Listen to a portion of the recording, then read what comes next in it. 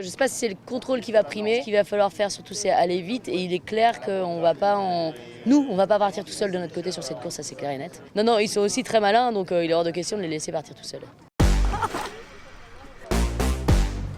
Leader au classement général, Projet de l'Arche au Havre va devoir faire attention à son tableau arrière sur cette dernière grande course de ce tour voile. À 12h05, les 14 équipages ont mis le cap vers la Bretagne, direction Saint-Calleux-Guildo, avec les pièges bien connus des côtes bretonnes. Ça va être assez light niveau vent, il va y avoir pas mal de courant, pas mal de rascailloux.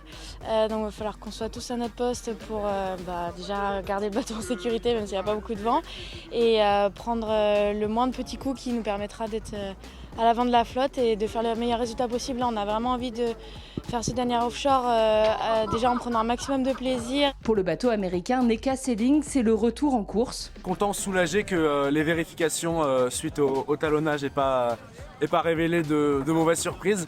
Donc super job du chantier, Basile au chantier qui nous a refait une quille en 24 heures. Et pour l'équipage allemand, une nouvelle occasion de progresser. There's almost no offshore sailing in Germany, and I can see such a big progression in the whole team. They are so much more self-confident when it comes to navigation right now. Partie dans des petits airs, la flotte s'est péniblement sortie de la baie de Seine.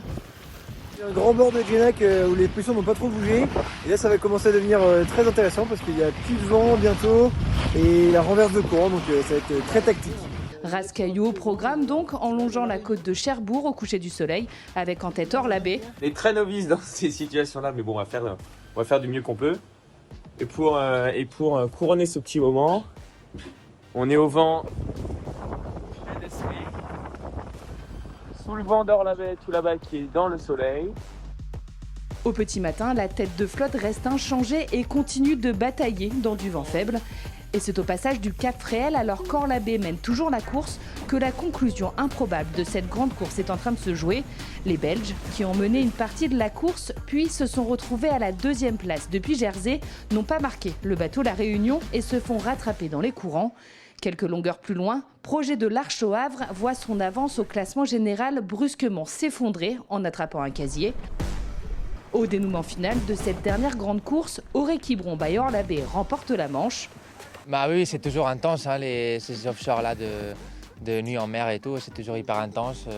Surtout, c'était pas facile avec la météo non plus, on a rasé beaucoup de cailloux, ce qui est quand même pas mal avec le Figaro. Et voilà, c'était hyper intense, très peu de repos, mais en tout cas, c'était ce qu'on venait chercher. Et voilà, on s'en sort super bien l'autre fois, et donc on est là où on voulait être, donc c'est cool. La Réunion, grâce à son placement judicieux sur le plan d'eau, monte sur la deuxième marche du podium. Donc ça, c'est un beau marqueur aussi de la qualité des régates et des confrontations qu'on a pu faire sur l'eau et de l'homogénéité de la flotte. Donc ça rajoute le petit piment supplémentaire sur ce tour.